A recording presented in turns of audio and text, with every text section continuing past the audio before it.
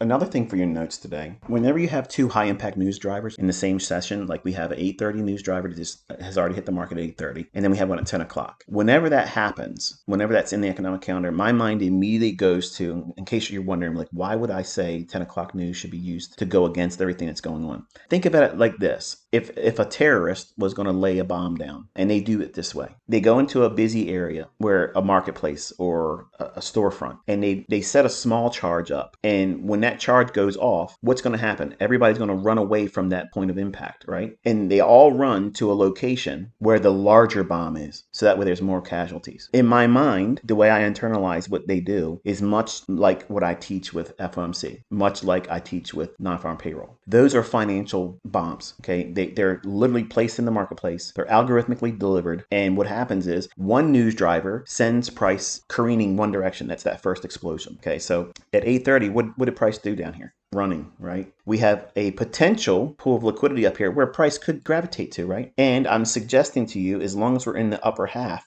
going into 9:30, I favor the idea that we could run up in here and sweep that out. And on some kind of momentum, overzealous price delivery, best case scenario would be up into this area here.